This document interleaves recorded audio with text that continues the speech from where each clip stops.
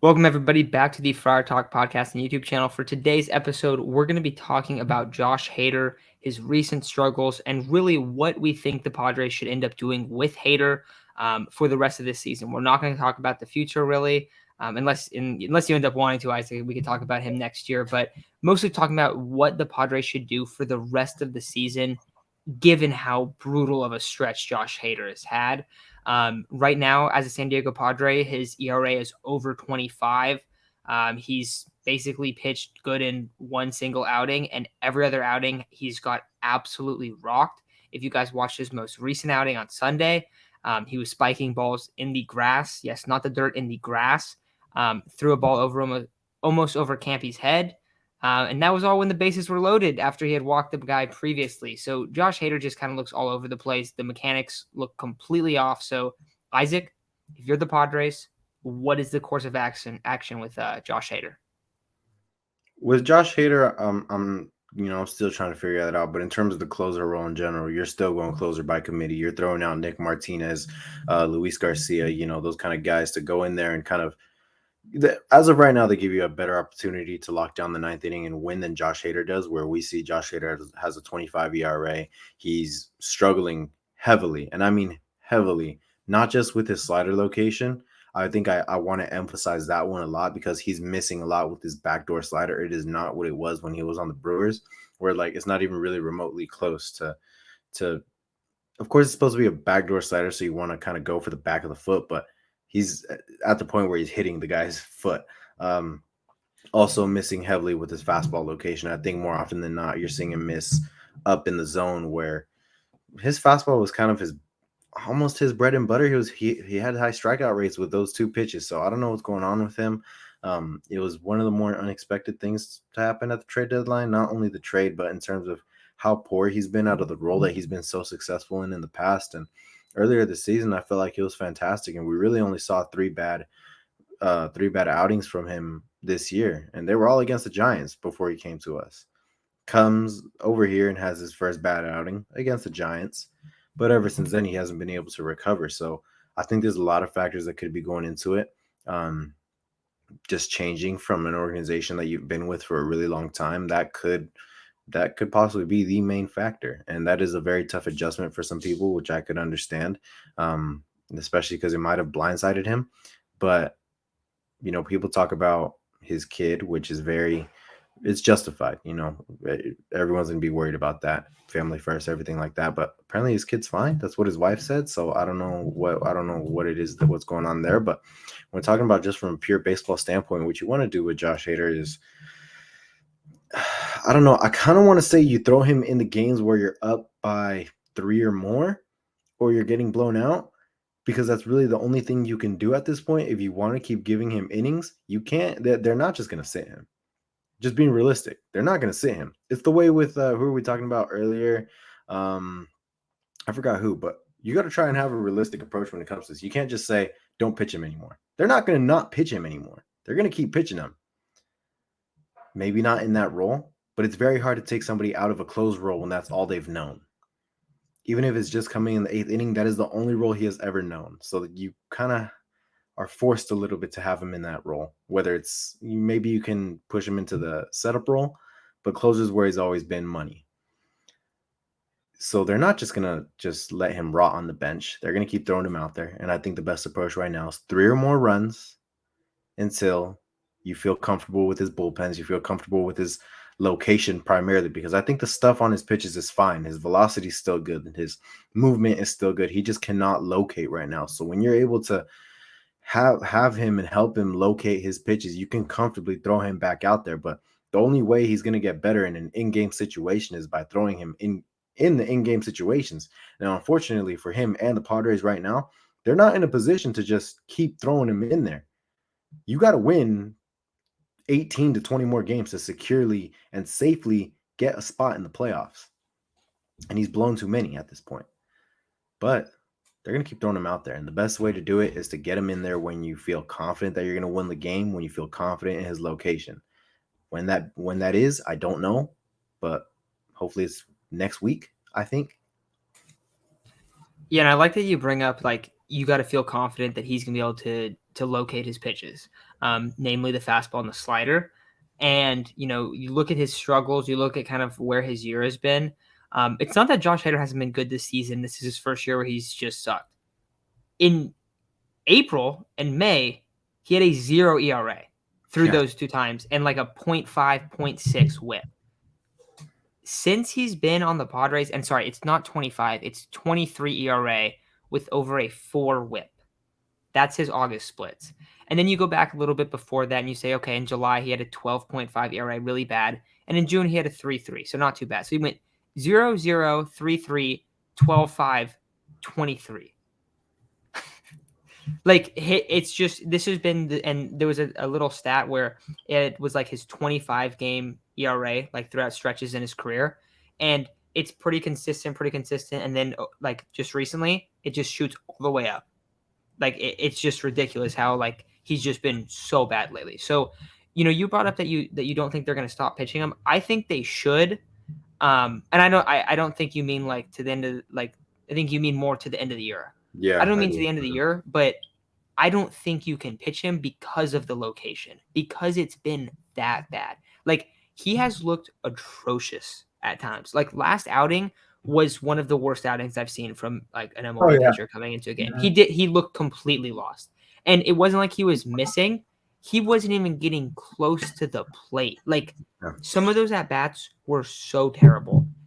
So it looked like he could barely record an out. Like honest to God, dude, Will Myers came in and Will Myers was like hitting the sound closer than he was. Like, and it's just like, I don't know. It's so shocking because yes, he was, had struggled a little bit, but he also has a track record of being one of the best guys in the game. So you Mhm. brought up this stuff about his baby. I do wonder like what the full story is with that. That's why I don't want to like go and rip Josh Hader because it's been like a month to 2 months of struggles, and it seems like there's Mhm. a lot of stuff going on.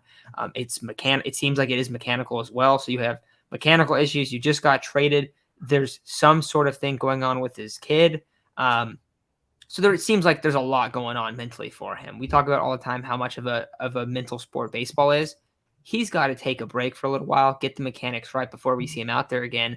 And I think even when they feel confident that his mechanics are fixed, because I don't think we're going to see him for a little while because he's looked that bad.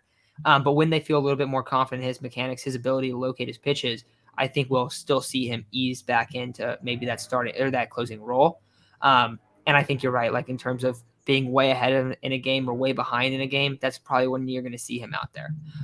But it's really concerning because outside of him, like the rest of the bullpen has been great. Great. And so if he's the guy that he's been, all of a sudden your bullpen's pitching like maybe one of the best bullpens in the league. Instead, Josh Hader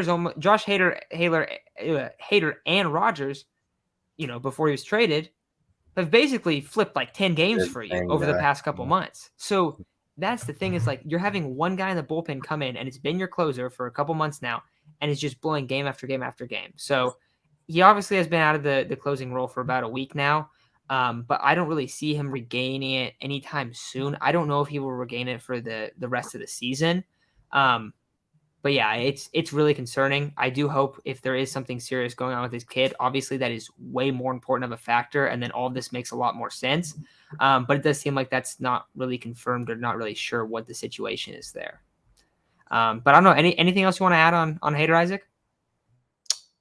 It's kind of tough to talk about him just because he's been so bad in such a short stint. So I don't want to jump to conclusions just because he is. I mean, he's one of the best closers possibly ever. So you don't want to completely write him off. But then you look at his baseball savant page, and honestly, there's a lot of red, but it's not what it was in 2021, 2020, 2019, 2018, where you're seeing just red all over the place. Nothing but red, basically. So, I mean, it seems like he's still got the strikeout stuff, like he was striking out guys at one of the highest rates ever out of that role. And it seems like he still has that stuff. It's just he can't find the freaking zone. He's having such difficulty finding the zone where I feel like whenever we'd watch him against the Padres, that wasn't really an issue. I mean, maybe once or twice, but I don't know what's going on. Like I genuinely do not know.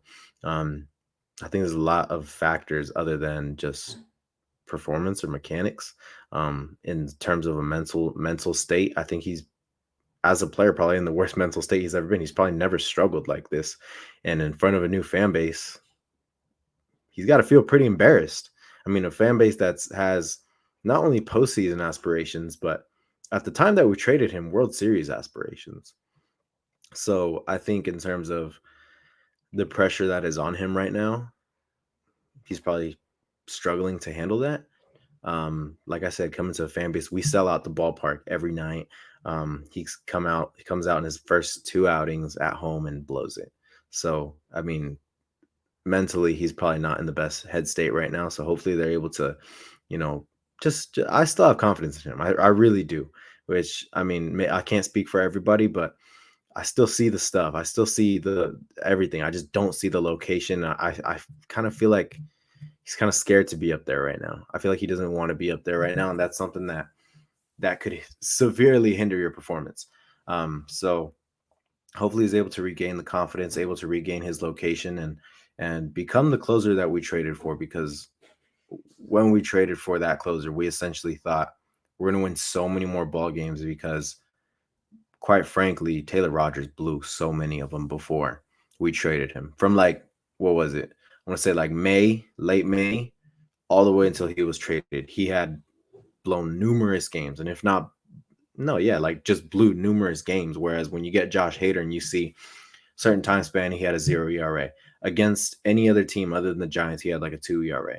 He felt pretty confident. So I feel like with the expectations that were set on him, with the pressure of coming to an organization that had the aspirations that we had, it's probably affecting him a little bit. But he's got to he's got to find it. He's got to find it, because this is, I want to say, unacceptable.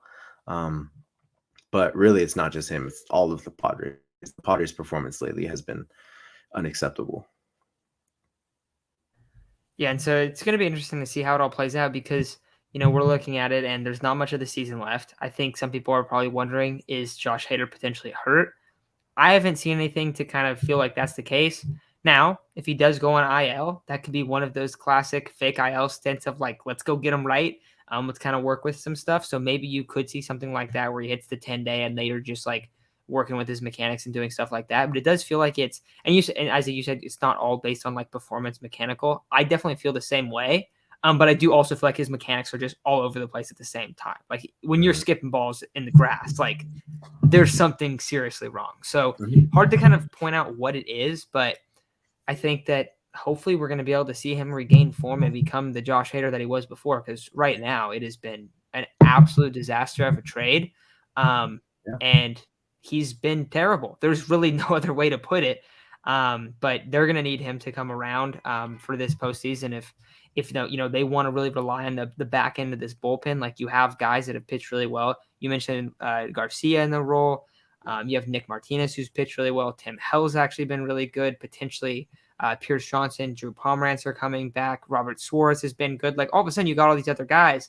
But they're really banking on Josh Hader to be a significant piece of that. So Padres are going to need him to kind of find himself. I think that he absolutely can.